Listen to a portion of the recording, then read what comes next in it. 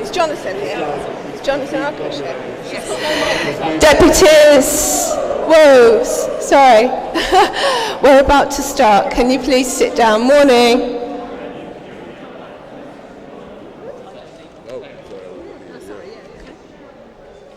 They can hear me then. Just remember that everything is sunny.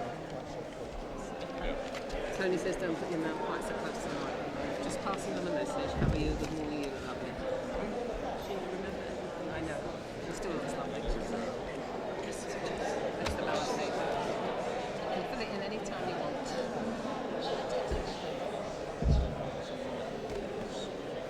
Good morning, everybody.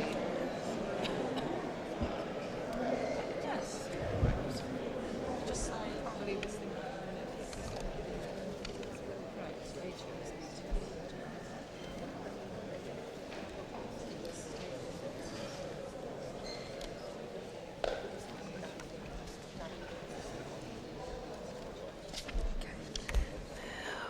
Welcome, deputies, to our second plenary.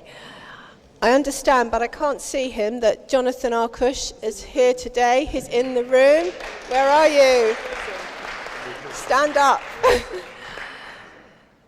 Okay, well, Jonathan can be the son of the board, as Lionel is the father of the board. So hopefully that will be nice. A huge welcome to all the new and returning deputies.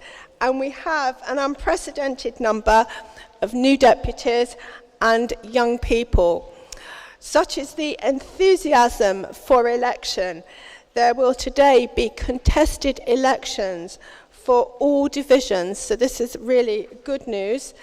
Just to give you a recap, in the Community and Education Division, there are 20 standing. In the Defence Division, 25. The Finance and Organisation Division also have 19, and International have 21. And as a reminder, we will deal with the elections later in the meeting, but 16 people can stand for each division. In my presidential statement, I will go through all the issues relating to the community and the Labour Party, but I wanted to repeat to you now how welcome you are, especially all new deputies. I will also make the announcements later, save for one very important announcement today. It's Nadine Woodward's birthday, so perhaps you can stand up and we can wish you a happy birthday.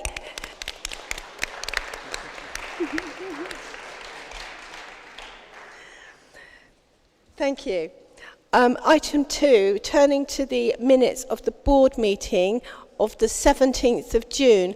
Does anyone have anything relevant that they consider should be amended to the board meeting minutes? Jerry. Well, Jerry made a comment about observers at the last meeting. I want to say on the question of observers, this is discretionary at the discretion of the chairman, and anyone who isn't elected is very welcome to attend, but they have to ask the chairman, and there won't be any observers present in the first meeting of all the divisions, because at that point the plans for the divisions are going to be set. So I can't amend the minutes of the last meeting to say that that was agreed, but that is the position with observers. Thank you. I'm now going to ask for there to be a special meeting to deal with the resolution that will be necessary for the elections today. So I'm just going to hand over at this point to Tony Leifer. Thank you, President. At the last plenary meeting in June, there was a non-binding vote on a show of hands to approve the propositions that the dates for which are applicable to these elections today, that's when constituencies have to get their returns in and be verified, and the dates for putting names forward for standing for the divisions should be delayed beyond what is provided for in the Constitution, because otherwise the number of people able to stand for divisions would have been comparatively few.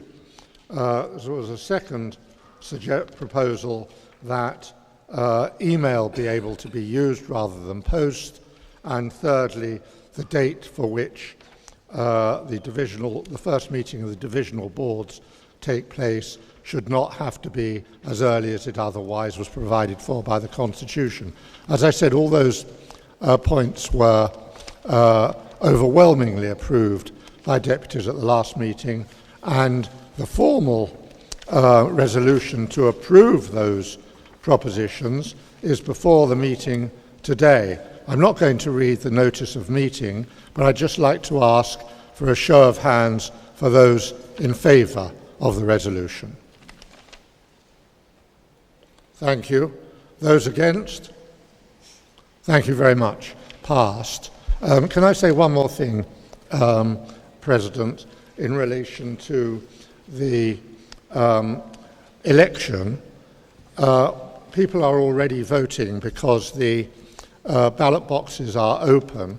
I just want to make sure people are aware that they should not be ticking or putting a cross by the names of those they want to elect, but they should be putting numbers by preferential numbers by the names 1, 2, 3, 4, etc., until they've run out of people they want to be elected by them. So, because if you just put a tick or a cross by a name, that won't be a valid vote. Thank you very much. And just to add, the ballot boxes are going to be open. No, they're already open. Until 1:25. Sorry. That's all right. We'll come on now to the divisional reports. I'm just going to say, in relation to an update on the Labour Party, I will give this further in my President's statement. But I'd like Stuart MacDonald presenting, please, for the Finance and Organisation Division, including the audited annual accounts for 2017. Thank you, Stuart. Thank you. I'm not going to turn this into a Fidel Castro-style session where I speak for about 7 hours about our many achievements. In sum, we have moved from a position of not insubstantial deficit at the beginning of last triennium to being in a position where we are in the black quite comfortably. That's it. This is due to work by the staff. This is due to work by different members of the F&O and other deputies who've worked with us on a cross-divisional basis to bring in various controls, systems, and ways of running things in a much more business-like manner. We've been helped in no small measure by the appointment of a fully qualified finance and operations director who seems to be leaving the room right now. That's Greg Lyons over there.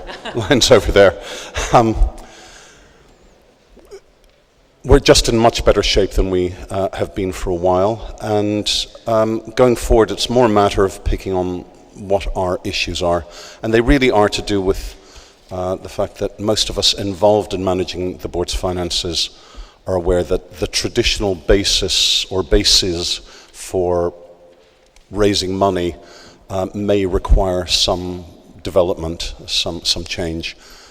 We rely very heavily on the community contribution, and there are substantial parts of the community where our take isn't what it might be, even though we've improved our procedures for chasing up on that level. There's the President's Dinner, where many of you contribute either by turning up and making donations, or bringing along people who can make donations, or bringing along advertisers or even sponsors. But a lot more, frankly, can be done by some of you going forward, and we do have our next President's Dinner on the 5th of November. That is our second most important source of income. Then there's representation fees, and still there are a number of synagogues and other organizations that don't take up their full representation rights. We are working on seeing whether we can't rebalance the way in which we raise money. That is work in progress for the triennium going forward. That is really it. We're in, for the time being, reasonably good shape. If anyone has any complex questions, they can write to me or can come and see me afterwards. If they have anything that can be dealt with immediately, by all means, come to the microphone. And as is the convention, please identify who you are, what constituency you represent. Can I just, as we have elections today, I just want to say that nobody who's standing for election should come to ask a question, because there's a lot of people standing and it won't be fair. And in case you're a new deputy, when you come to the microphone, can you also please give your name and constituency? And you have to all remember that you are being live streamed. You are responsible for the things that you say, and we have previously given to you the code of conduct. Thank you.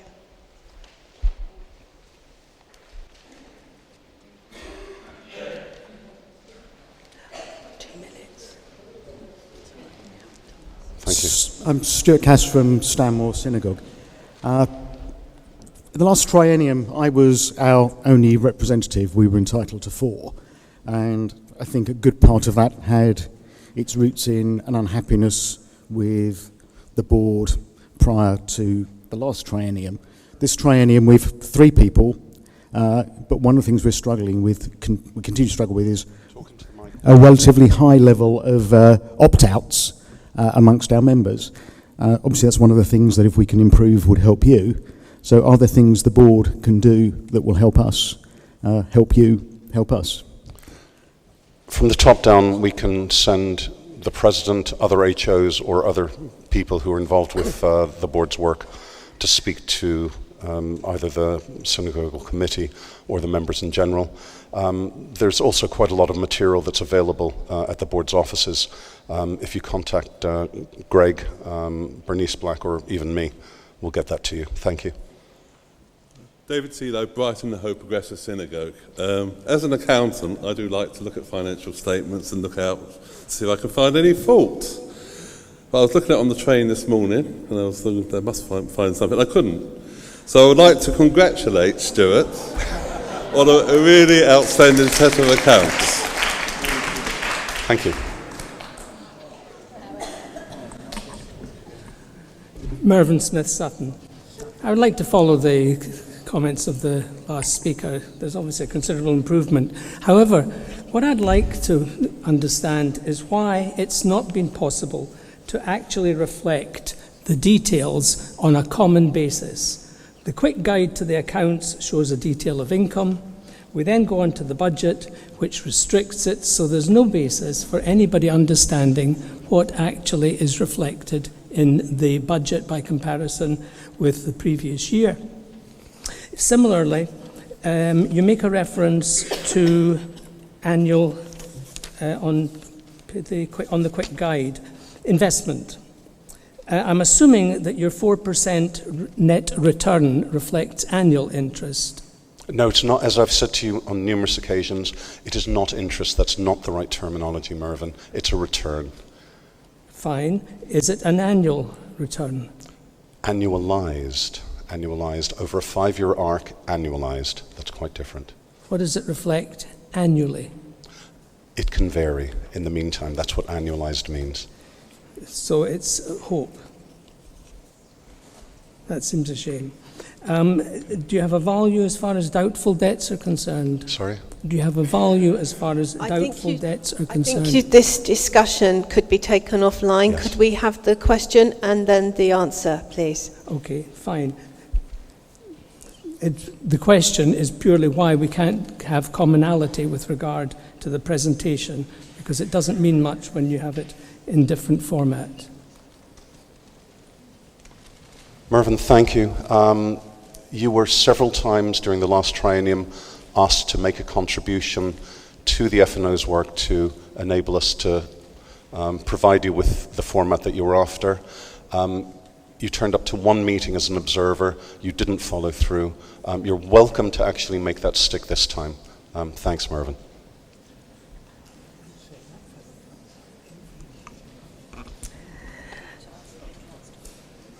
Thank you. Can I ask for the accounts, therefore, to be approved? Show of hands. Thank you.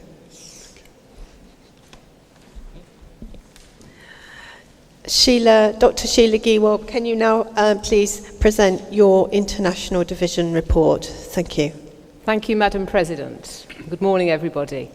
I have great pleasure in presenting my report for the last month on the activities that have taken place within the International Division. You can see we've been really busy. I would like to thank, in his absence, our new International Relations Officer, Marius Bischoff, for all his help and guidance and stopping me getting lost in the streets of London. Thank you. I'm very happy to take any questions on the report. Thank you. There's a gentleman at the back. Dr. Roger Giewald is holding up his phone. Okay, Paula has to declare her interest. This is her husband, Roger Giewald. So please come to the microphone, Roger. Thank you, Roger. Sorry, well, he could have asked me in the car. And I haven't cooked dinner tonight yet either.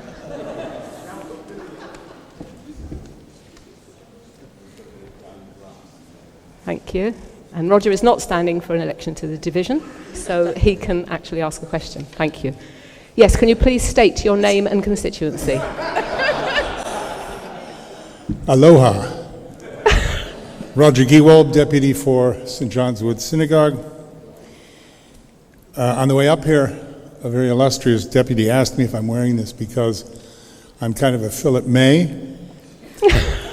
I replied, I am neither Philip May nor Dennis Thatcher, more, if you will, like a Cardinal Richelieu.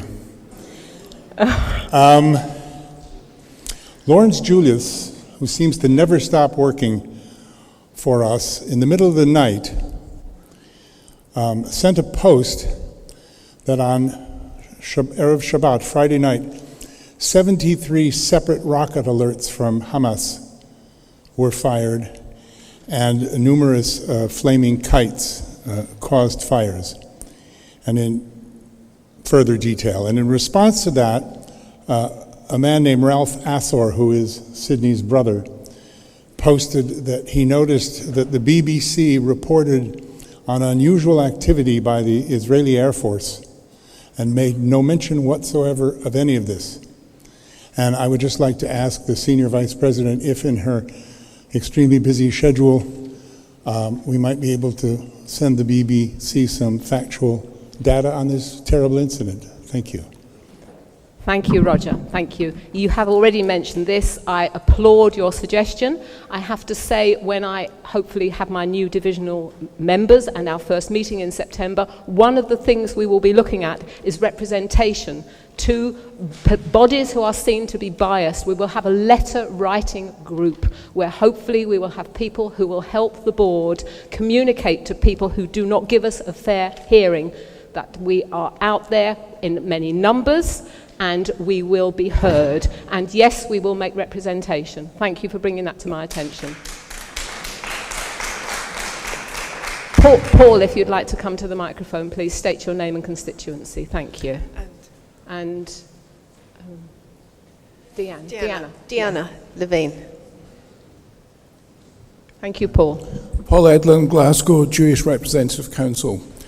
Madam Vice President and President, in view of the atrocious rocket attacks on Israel over the weekend and the last few days, will the board be making a public statement in support of the government, elected democratic government of Israel and the people of Israel who have to endure these terrible atrocities? Thank you. We will indeed. I will consult with our Public Affairs Director, Phil Rosenberg, who has just agreed to take this course of action. Thank you. Deanna, yes. Thank you. Deanna Levine, I represent B'nai B'rith UK, and I noticed within the International Division report that there were a number of European countries mentioned, so I'd like to introduce a slightly lighter note, but it does relate to Europe and in particular the UK, because we have an annual event, the European Days of Jewish Culture and Heritage, this year, 2018. And they are, as I say, annual events, and they're always organised in the UK by B'nai B'rith UK. Hello. Now, throughout Europe, and also, as I say, the UK, these days, these Jewish Heritage Days are organised. And B'nai B'rith UK is proud of organising 14 virtually non-stop days from the 2nd of September to the 14th of October. It'll be advertised all over the place, but do please hear me out first. So the theme for this year is storytelling. Quite an intriguing title. They have a different theme every year. And it includes open days, discussions, walks, talks, and films, and goodness knows what else.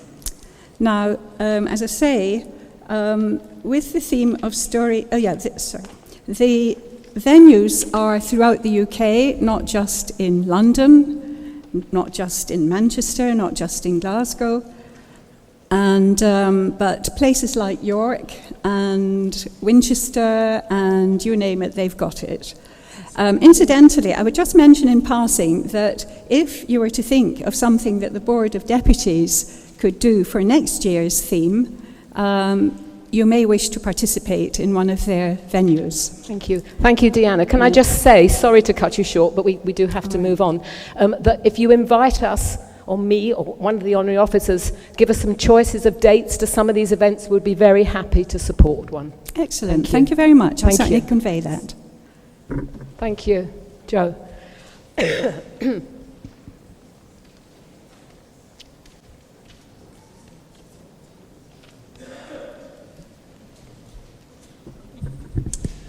Joe Millis, Bromley Reformed Synagogue. On Friday, the 13th, a group of thugs burnt a siddur and attacked a group of Jews praying as they want. I wonder if, in light of this blatant anti-Semitic attack, the board will make representation to the embassy of the country where this atrocious attack happened, despite the fact that this is happened in Israel at the Western Wall. Thank you. Thank you, Joe. Yes. Do we know what country the people... It happened in the Western Wall. Right. Yes, we will make... I've been advised on both sides here because I'm still learning. I'm always happy to take advice. We will make representation. We'll make representations to the embassy because that was a hideously disgusting act to do. So I'm sure that you will all support that we make our concerns known in that way. We need to speak out and let people know we're aware and we will take action. Thank you. Linda.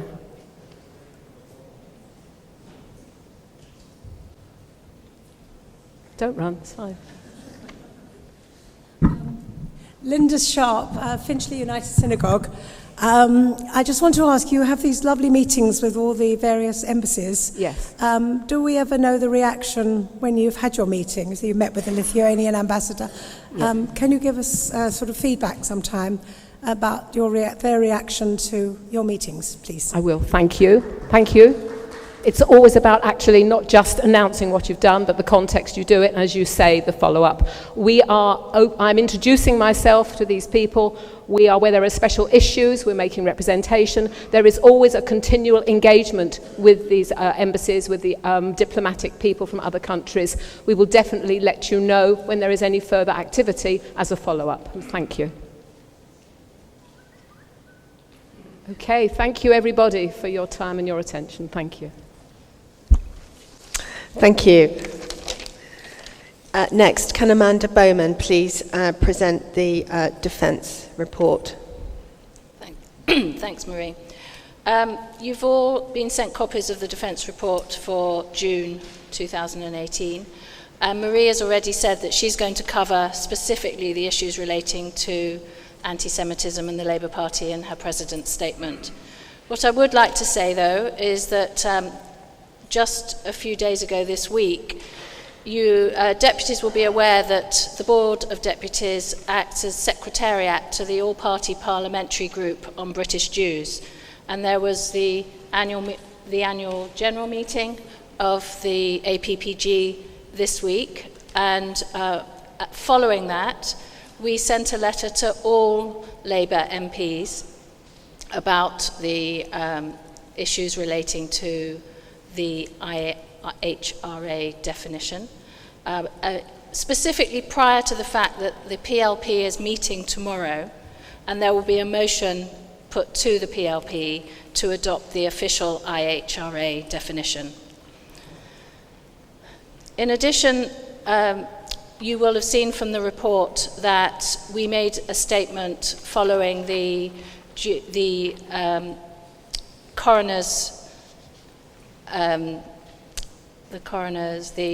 costs issue for the coroner, and subsequent to that, Mary Hassel held a consultation meeting to look at a prioritisation protocol. Marie made a statement relating to that consultation meeting, and subsequent to that, we are writing to both the coroner and to the chief coroner to encourage them to put aside the notion of a prioritisation protocol.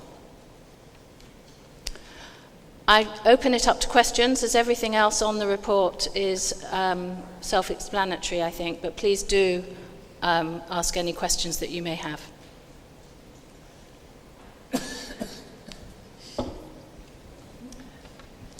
Thank you. You must be saving them all for me. Edwin Shuker, can you please present your Communities and Education Division report, please? Good morning, Deputies. The report is in front of you. I want to add just 3 points. First of all, if you look at the first page, which says Jewish Living Experience, Jewish Living Tours and all that, I had the pleasure of joining one of these tours.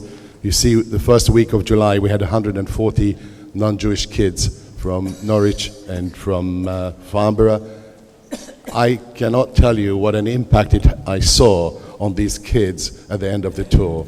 We have fantastic volunteers who are actually queuing, saying, just let me know when.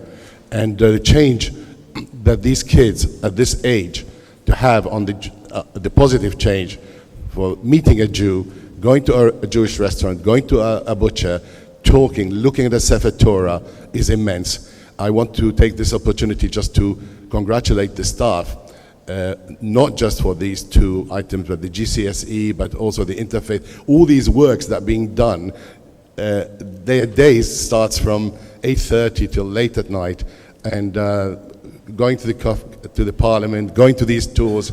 So on your behalf, I want to express my thanks to the staff who work behind the scene and without making much fuss. So it's not just us here, but what's going on behind the scenes. Second, thank you, guys. Second point, I noticed that the interfaith name is not put on our division. It's on the defense by mistake. The interfaith has moved to our division, and I want to add to that one of the flagship of our division of the board that I attended in Nottingham about a week ago. It is called Invest in Peace. I cannot take any claim. It was started last term, and Marie had put a lot of effort and energy into it. This is an incredible thing to see. Over 120, mostly Christian from all denominations, attending a joint event between the Board of Deputies and churches together in Britain and Ireland, an umbrella on all the churches. In it, we listened to an Israeli Arab and an Israeli Jew telling us frankly, it was Sana and Sivan, telling us frankly how they see the conflict and how they see coexistence from their point of view. It was civilized, it was polite, it was engaging, and this is one of 8 of these Invest in Peace which we will run this year. My division intends to build on that and to upgrade to another level for next year, and I pray that those people who are going to join the division today, some of them will have seen one of those 8 and help me build on that.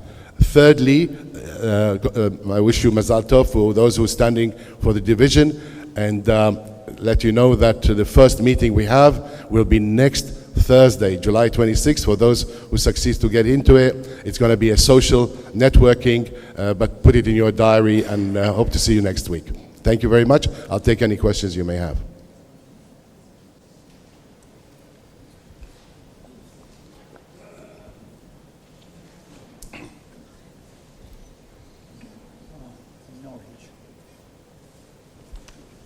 Clive Roth, Norwich. It's just a very short statement. Norwich was amongst the first people who were actually showing Jewish children around and non-Jewish children around the schools, where we were getting 4,000 kids through a year. So hearing what you're saying, I shall pass the congratulations on. Pleased it's gone so well. Thank you. Absolutely. Thank you. Hilary Stone, Staines and District Synagogue. Following on from the previous speaker, I would just like to say that in Staines we have a 90-year-old who's is doing magnificent work, taking at least 1,600 children from local schools, as well as Cubs and Scouts and Muslim groups, showing them around our synagogue, actually sometimes going out to schools. The work that he is doing, and that has just been described in Norwich, is actually helping to counter anti-Semitism for the next generation. And can I please encourage all members here who represent synagogues to make sure that their shuls are doing the same type of thing. Thank you. Thank you very much. Thank you. David May, Leicester Hebrew Congregation. Just following on from the previous two speakers, we do have a full Jewish learning experience display in our synagogue. We have very large numbers of children from all walks of life coming through our synagogue regularly, and very recently 2 of our ambassadors went to a Muslim school when they put on a most amazing play which included their take on Rosh Hashanah, Yom Kippur, Purim, Hanukkah, etc. And it was quite mind-blowing. Unfortunately, it couldn't be recorded because of the various acts that are in place. But we are continuing to do amazing work in Leicester thanks to our very good ambassadors. And I'm hoping that very soon that the board will come down and visit us when the renovations to our synagogue have taken place, so that we can launch this big style. Thank you. Brilliant, thank you. Between those 3 items, the Jewish Living Experience, the Jewish Living Tours, and the GCSE booklet, I hope we will be the first and only stop for non-Jewish schools and others to actually learn about Judaism in a positive way. And as the previous speaker said, best way to fight anti-Semitism is being positive about our identity. Thank you. Thank you. Now we'll get on to the elections. The scrutineers, can you make yourself known? We want to thank you. Gary Mond and Richard Sassoon. Thank you very much.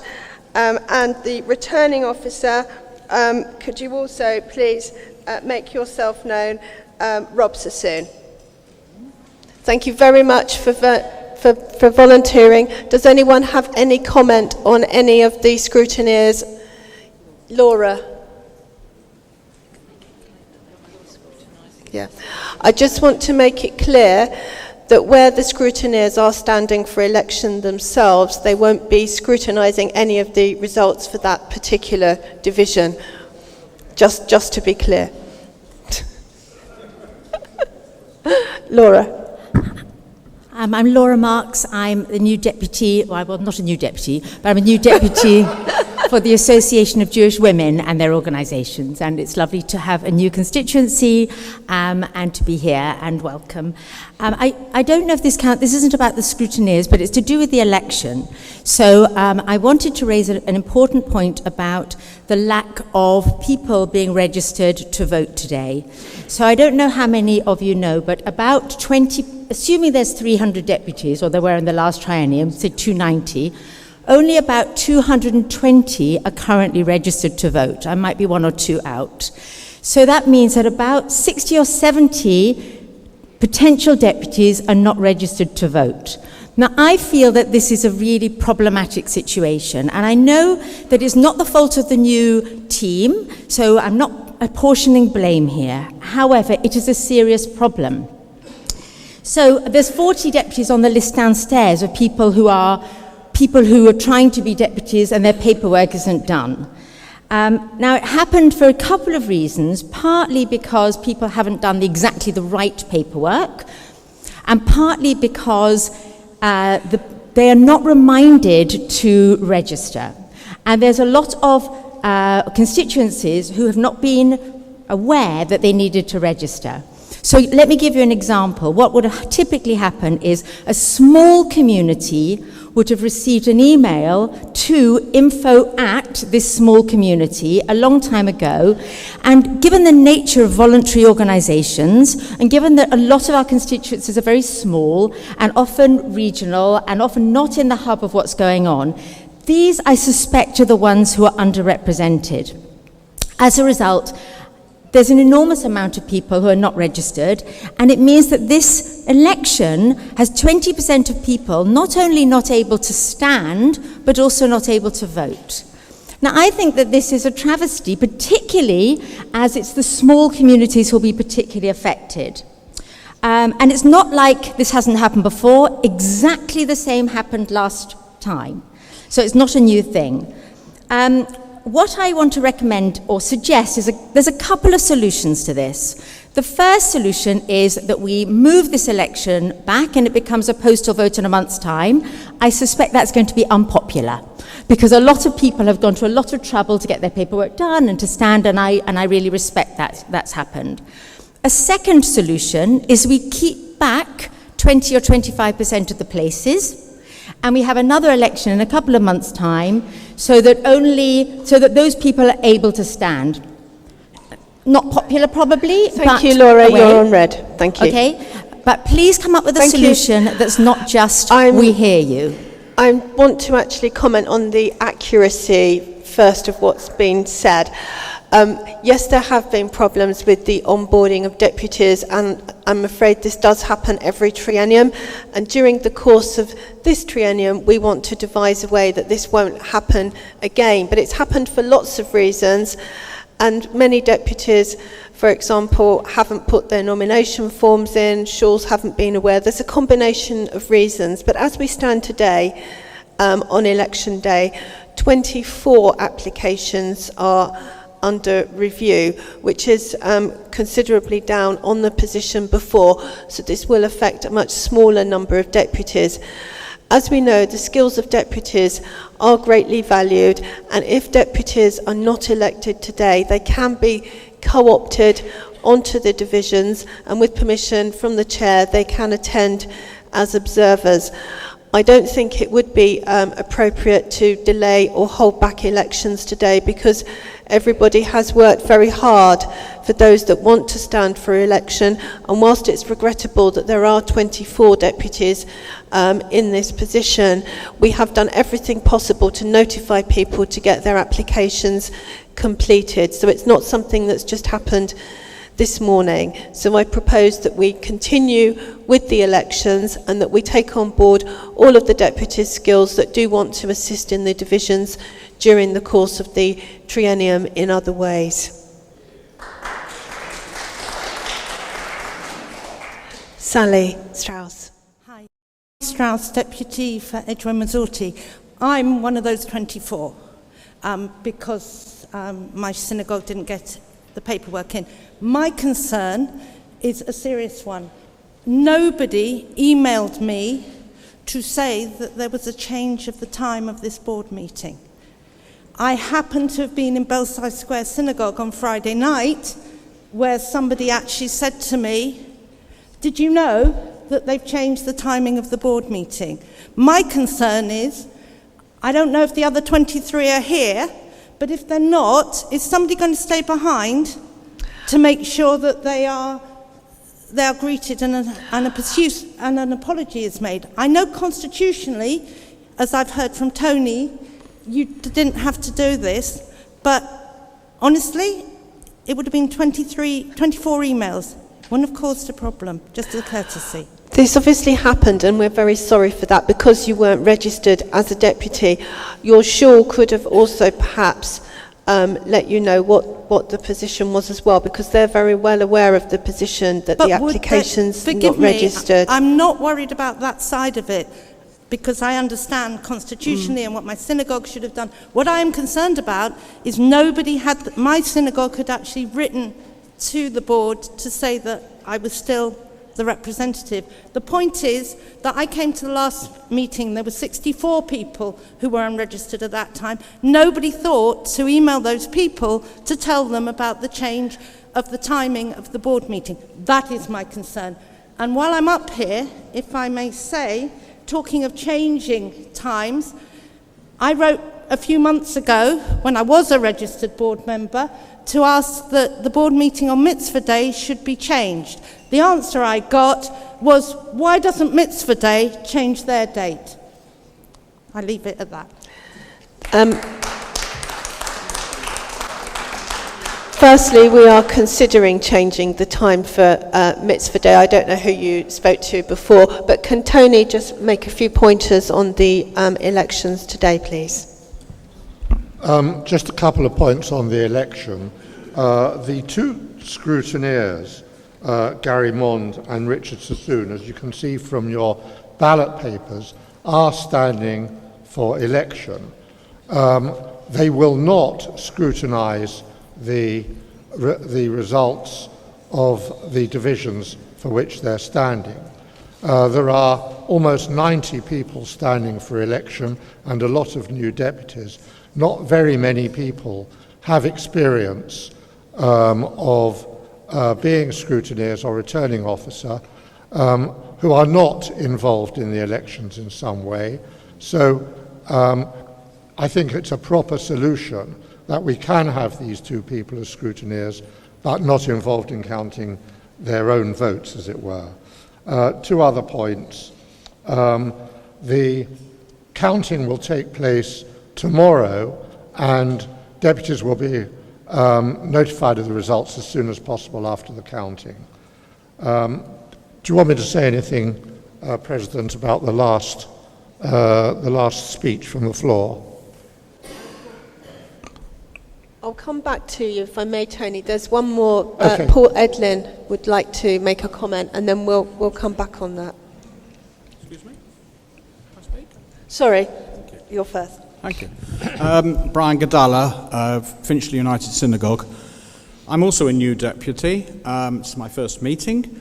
I've been involved most of my working life in various matters where there are considerations of good governance. Indeed, my last 3.5 years in work were with the Financial Conduct Authority. I think we've just heard from the last 2 or 3 speakers a number of matters of concern about the way in which this organisation is governing itself. The point about governance is not just that the procedures and rules that the organisation decides for itself are fair, but they have to be seen to be fair. And if on one specific point, which Mr. Shuker did just try to address, and I'm afraid I have to fundamentally disagree with him, the suggestion that you can have scrutineers in an election who are themselves candidates for the election is frankly, in my view, completely untenable. The suggestion, I would be the last person to suggest that there is any skullduggery about to go on, but they have to be seen to be clean. And the fact that they may or may not know other candidates who are standing in other elections leaves them wide open to the accusation that the process is not fair. It cannot be right that you have scrutineers who are candidates. Now, before we move on, I'm prepared to accept that, but then we will have to have some more volunteers who will need to be available all day tomorrow for the count. So, are you available to be a scrutineer by any chance? Or anybody else? Right, that's one then. Is there anyone else? You have to be a deputy. 10, it's going to be from 10 o'clock for as long as it takes. Could be all day. In the office in Kentish Town. Experience would help, but I'm not going to say that somebody who hasn't got experience. No, I'm sorry, we can't do it after 3 o'clock. Anybody else? He's a returning officer. Well, hang on.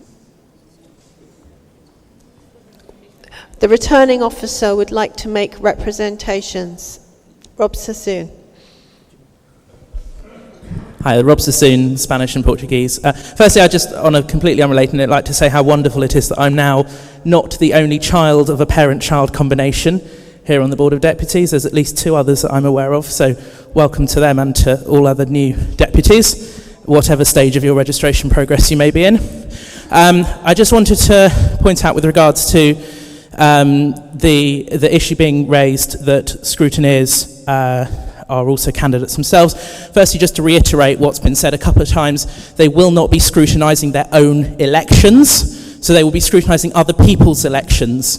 The second thing I'd like to point out is that actually in previous years, we've actually had the case where the returning officer was a candidate in the elections herself.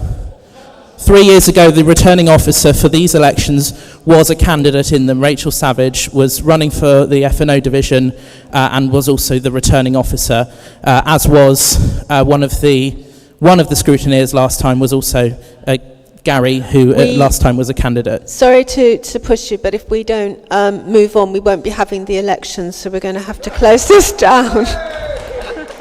I'll leave it at that then. Thank you. Can you please be quick, but thank you. Paul Edlin, Glasgow Jewish Representative Council. Deputies, there have been comments made that the Constitution Committee are partially responsible for the tardiness, or fully responsible for the tardiness in approving some of the correct paperwork which led to the 24 or so people being disenfranchised today or not elected as deputies. This comes on top of a situation in the last triennial where the Constitution Committee and its chairman changed the nomination process for the honorary officers halfway through the process, which many people were considerably distressed and upset by and felt was unreasonable. Might I suggest to the deputies that perhaps they may not hold the chairman of the Constitution Committee with full confidence in this process?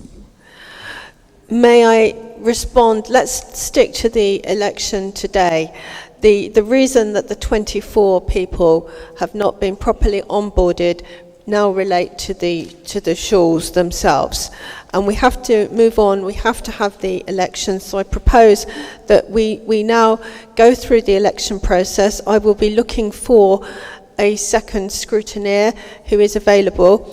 What I propose to do is that everybody who is standing for election will have a sticker on them, and I think that you should get yourselves into 4 corners of the room, and we're going to take a break so that we can all have a chance to mingle and chat, and you can talk to the candidates, and if anyone wants to come and talk to me or the other honorary officers, you can do so.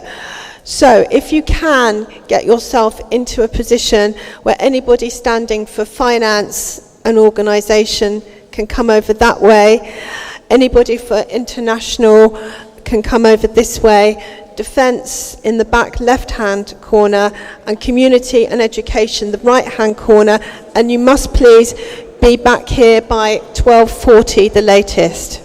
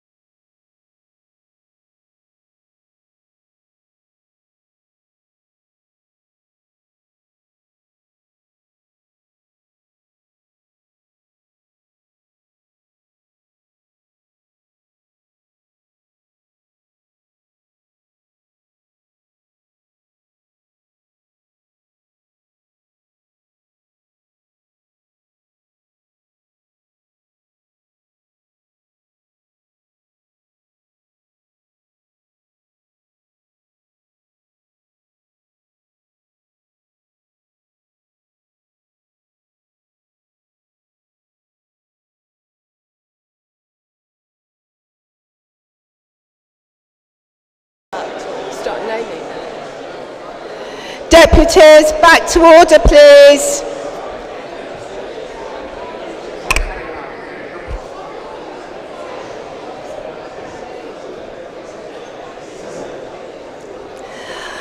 I'm going to now do a roll call of people standing.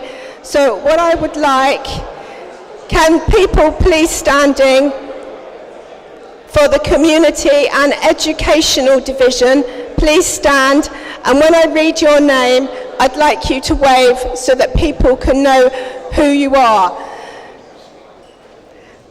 So, can you please stand? If you are standing for election, you will have a sticker for the Communities and Education Division, and please give a wave.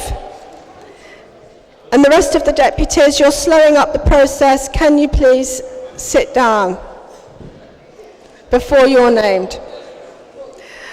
Right, Morris Ashkenazi Bakes, Chaim Ben Sion, Richard Benson, Hanan Charles, Jake Cohen, Flora Frank, Norma Frankel, Brenda Friedman, Andrew Gilbert, Joe Grabina, Melanie Kelly, Imogen Krell, Kerry Lambeth, Karen Maxwell, Jeremy Michelson, Martin Motz, Michael Reich, Michael Sampson, Natalie Shaw, Naomi Terberg, Bob Vertis, Angela Wilson. Will everyone else, thank you, please sit down.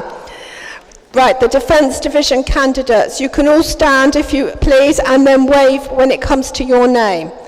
Anthony Adler, Valerie Berkson, Nathan Baroda, Ephraim Borowski, Richard Byrne, Annabelle Daish, Robert Festenstein, Judith Flax, Steve Goldstone, Vicky Harris, Paul Jacobus, David Katz, Denise Lester, Jerry Lewis, Eleanor Lind, Jonathan Metlis, Gary Mond, Roger Offenbach, Tao Offair, Dominic Ollins, Susan Pascoe, Martin Rankoff, Mary Rayner Lee, Janet Tresman, Marilyn Travato, and Warren Eusden. Right, now it's F&O Division, Finance and Organisation. Leonard Bazar, give us a wave.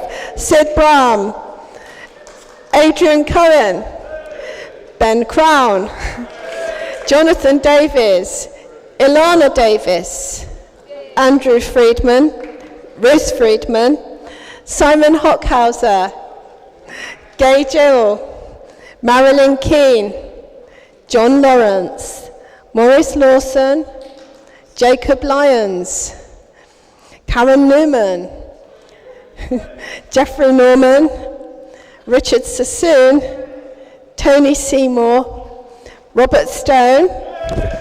Hey, thank you. Right, now it's the turn of the International Division. Please stand. Ido Ben Shaw, David Barons, Kim Cohen, Jonathan Cole, Stephen Daniels, Philip Friedman, Simon Gabay, Emma Jacobs, Lawrence Julius, Alan Kroll, David Mendoza Wolfson, David Safir, Shelley Sauter, Amos Schoenfeld, Jeremy Scher, Ivan Sloboda, Karen Solomon, Gideon Smith, Peter Vogel, and Ben Wright. Thank you. Now, we have very good news on the scrutineers. I have found someone who's got a free diary for all of tomorrow who has agreed to be a scrutineer with experience. Jonathan Arkush, thank you very much.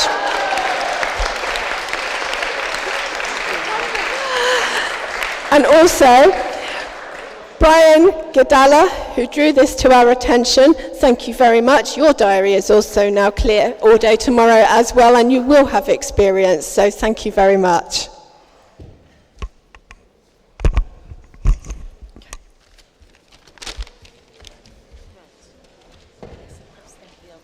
Okay. Thank you everyone else who's also had to be stood down. Thank you for volunteering and entering into the spirit of things. Just a final reminder that the ballot boxes will be open until 1:25.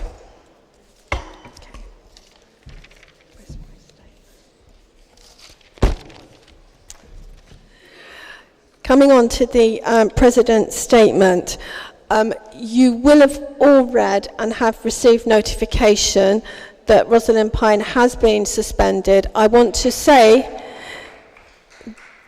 that we will not be discussing the merits of the case because there is an appeal process, but just to make it clear that unacceptable behaviour and conduct is not going to be tolerated at the Board of Deputies, so that's a very clear message that has been sent. And before I begin the President's statement as well, I want to say that the board in October is going to begin the process of debates. Now this is going to be trial and error because this is something that we haven't done before. We propose for there to be a debate of 45 minutes, and we will be asking deputies, with the permission of their constituency, to submit topics for debates, and the first debate will be chosen. So what we will do is we will write to you about the process, because there should be a proposer and there should be somebody that opposes it to make sure that we have a balanced debate.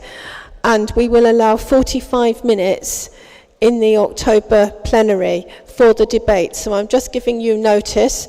And you have to remember, if you're volunteering to be part of a debate, that you are being live streamed and that you are also responsible for your actions. So we will start to see a change in the plenary process.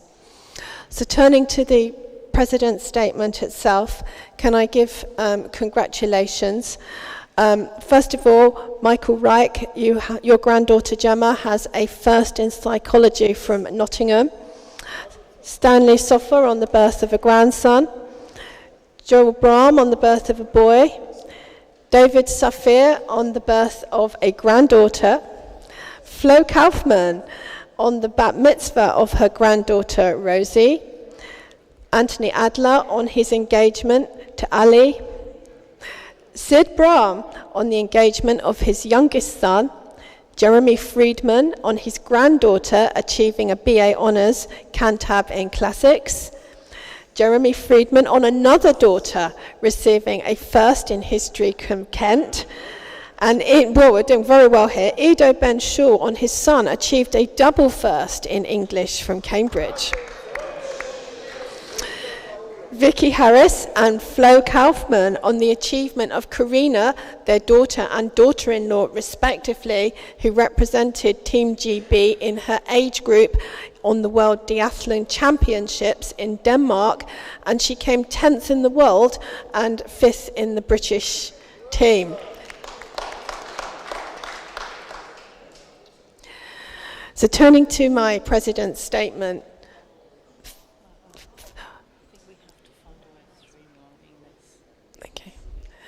this is the final point. Oh, there we go. Sorry, Rob Sassoon, Spanish and Portuguese again. There's another Mazel Tov for Sally Patterson, who's a new deputy with us. Also happens to be the daughter of Laura Marks, who got a first and is due to graduate in 2 days' time. Mazel Tov.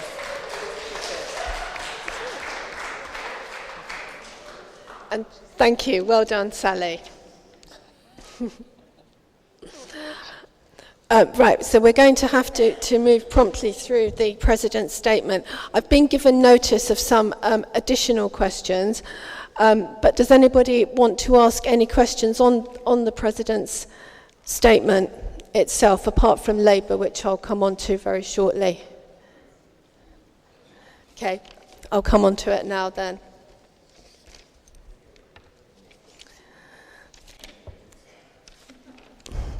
So in addition to what I've said, on Monday night, Alex Sobel, MP, is going to table a motion at a meeting of the Parliamentary Labour Party, the PLP, which has the backing of Tom Watson and Keir Starmer and has been seconded by Luciana Berger.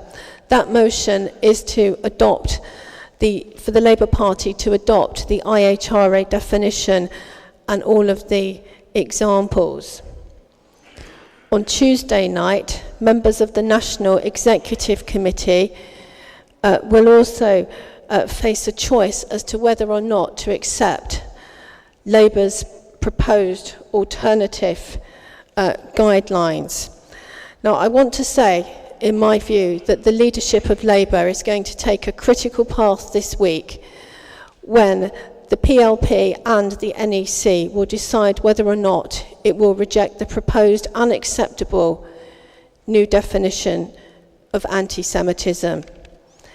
In my view, Labour want to remove hatred of Israel from any part of the IHRA definition, but anti-Israel hatred is an integral part of contemporary anti-Semitism. No other form of racism relies upon intent, and that includes discrimination under the Equality Act 2010. It is entirely wrong for Labour to seek to force its own definition of racism on a minority. This would not be acceptable to any other religious minority or racial group. Jews have the right not to be discriminated against on the grounds of race or religion in law, or to be subjected to anti-Semitism. We will not give up this fight. We hope that Labour will make the right choice this week and can begin the process of healing and becoming again a credible anti-racist party.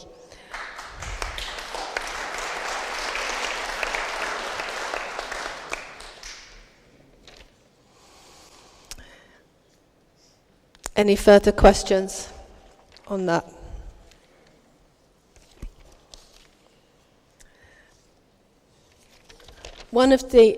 Please. Can you come, Jonathan, to the stand and to give your name and constituency?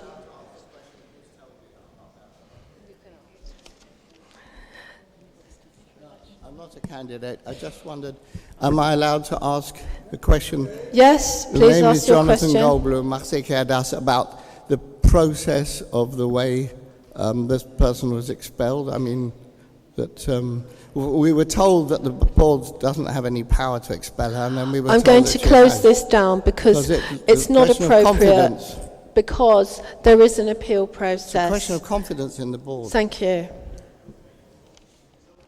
But thank you for asking.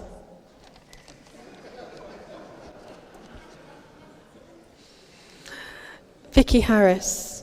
Oh, okay, well. That will teach you to stand up at the wrong time.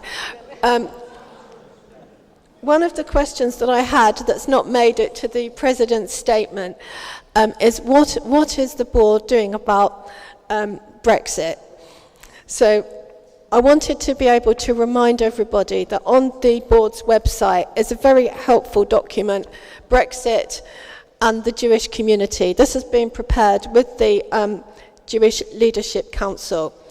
And just to give you a reminder, we have 6 key asks in relation to Brexit as a Jewish community.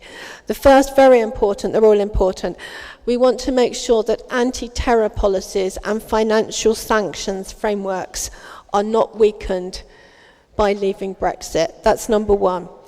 Number 2, we want to make sure that gains in trade liberalisation between the UK and Israel are not lost. And last year there's been a 25% increase in trade, so that's very important. We want a future guarantee and commitment that trade liberalisation will continue. And we want to make sure that boycotts do not continue in higher education. We've already got boycotts being outlawed in the public sector, so we want to be able to carry that through and to make sure that Shechita is protected. So Brexit still is very uncertain, the terms are uncertain, but we want you to know that this is very much on our minds. We've had a number of events in Parliament where we've informed MPs in peers about our position at a debate. We've had David Hannan and Louise Ellman there to present their different views. We've written to key government departments setting out our concerns about the Brexit issues, and we're waiting for a response from the Foreign and Commonwealth Office, and we are currently waiting for a meeting with the Department Minister for International Trade, which we anticipate will take place in the autumn. Tomorrow there's going to be a multi-faith roundtable meeting for the Department for exiting the European Union, and we are going to enter into formal engagement with them, so we will then need to keep you updated. We've also recently briefed the chair of the Brexit Select Committee, Hilary Benn, on key issues for the community. We've also raised these issues with Prime Ministers May and Netanyahu, and we're very concerned in particular in relation to UK and Israel trade. So we will keep you updated. So that's the position from Brexit. And again, please all look at this resource. It's very well written, very easy to read. Another question that didn't make it to my President's statement, apologies, is in relation to organ donation. Now, there has been a change, and I would like to confirm to you the Organ Donation Deemed Consent Bill 2017 has had its second reading in Parliament on the 23rd of February 2018. Organ donation rates have increased in the last decade, but there's still a shortage of donors, and hundreds die each year. The government is going to proceed to do more to have an opt-out system, but we have to make sure that we input as a community. The government has now announced it will back the private members bill, and we, the Board of Deputies, have been invited by the NHS Blood and Transplant to enter into a dialogue with them on the reform. So we have to give a number of clarifications as to how this is going to work post-reform. So once we've got more information, we will update you, but the government, as I say, is now backing the private members bill, so the position has changed from previously.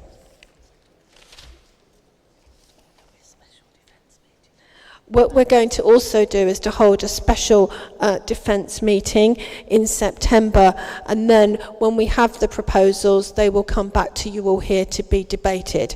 So you will have it again in full opportunity to have a debate on the issues, but we're not in a position to be able to do that at the present time till we've got more information. But it will come back to the deputies on the floor and the Defence Division.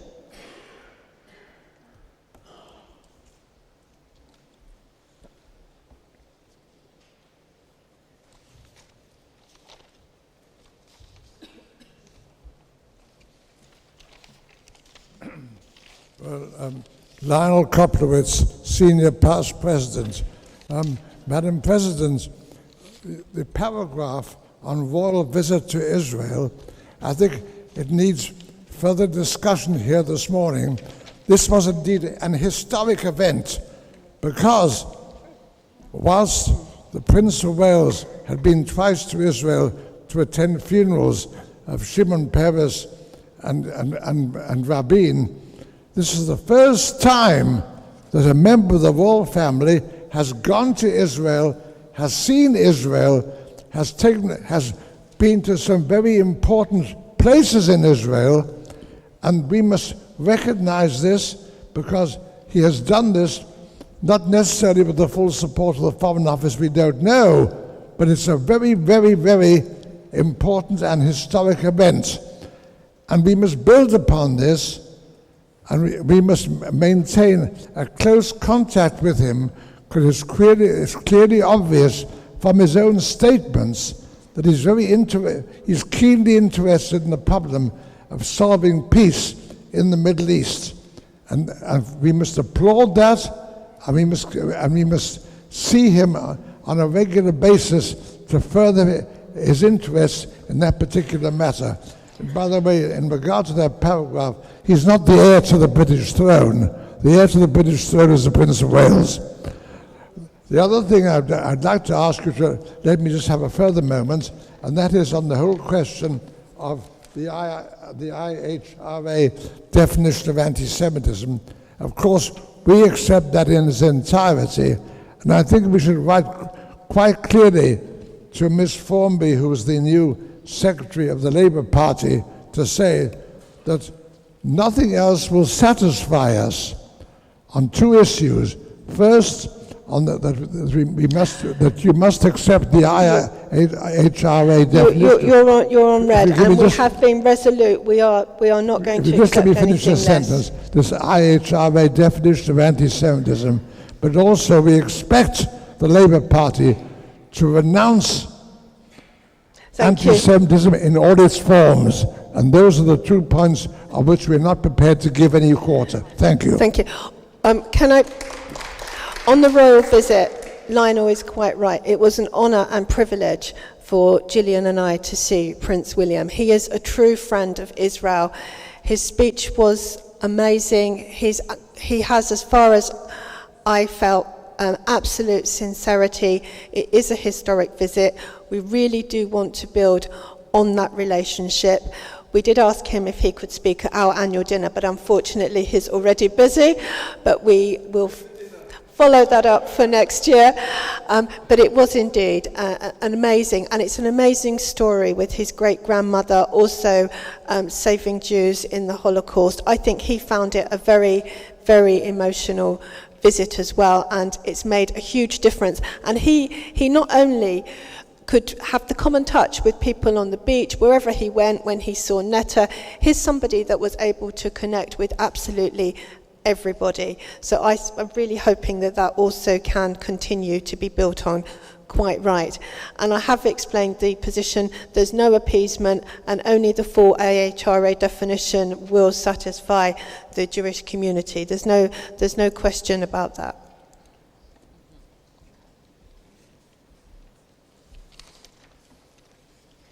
Any other? Okay, thank you. I'm now going to move on to the new Deputies programme update. So I'm going to ask Sheila to present that to you. Thank you. Thank you, Madam President. I am delighted to report that 21 new deputies have requested a mentee. And we have found, or in the process of finding, an experienced deputy who's prepared to give their time to mentor these new deputies. This is an ongoing process. I'd like to thank Deputy for Pinner United, Ruth Friedman, for coordinating this. Ruth, can you stand up, please? Thank you. And if you are a new deputy and hasn't taken the opportunity yet to be part of this scheme, please do get in touch with her. We want to make this a welcoming place for everybody, to unravel all the mysteries, and by speaking to deputies who have been around for a few years, we hope we can make this a pleasurable experience. Thank you.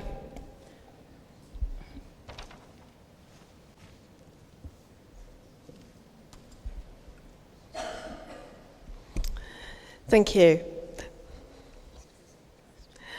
We may even finish earlier on time. So before I do my closing remarks, are there any more questions? Thank you.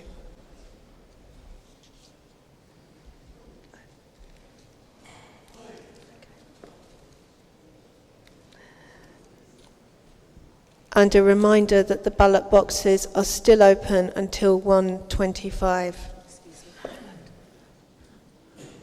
Malvin Benjamin, Hendon United Synagogue. I think it's particularly apposite that while we are meeting this morning, at the same time in Southport, there is a stone setting for the late Eric Moonman. Eric Moonman was the senior vice president of the board. He was a member of parliament. He always protected Israel's position and always bore in mind the situation so far as this community is concerned. I think it behoves us not to forget the contribution of so many people who have been on this board and who are now no longer with us.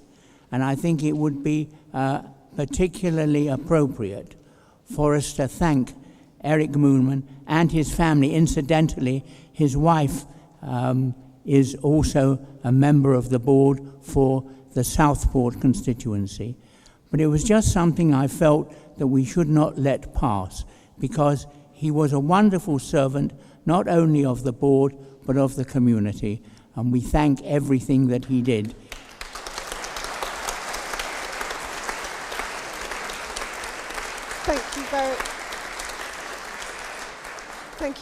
Thank you very much. I absolutely agree with all that you've said, and we have, of course, paid a tribute to him. And I'm pleased to tell you that Gillian Meron also attended the memorial to him as well.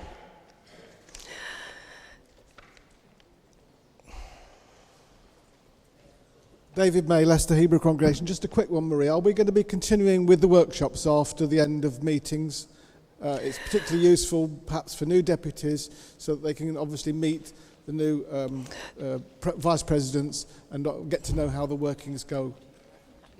I'm around here, and we're happy to take questions, and we may even finish on time or early. But going forwards, I want to see how the debates work, because that's going to be a structured way to talk, and it's sometimes very difficult for people to hear having workshops in this hall. It hasn't worked well, so we'll have to have a bit of trial and error to see how it goes.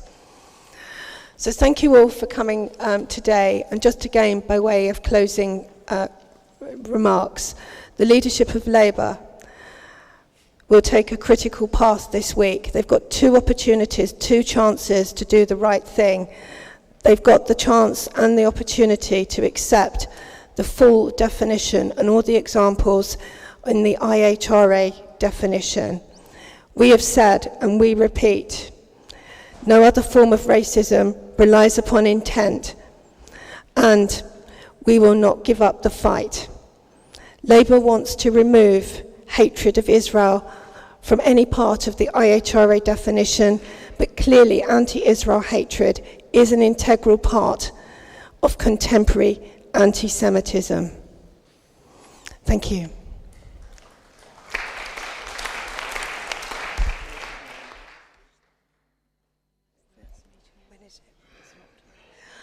I'd like to wish you well over the summer. For those of you watching the tennis later on today, which you now can do, or the football, you can take your choice. Thank you very much. We hope that you have a lovely summer. The next meeting is going to be here on October the 21st, and good luck to everybody standing in directions. And happy Rosh Hashanah. We will obviously write to you with the President's message, but have a very nice day today. Thank you.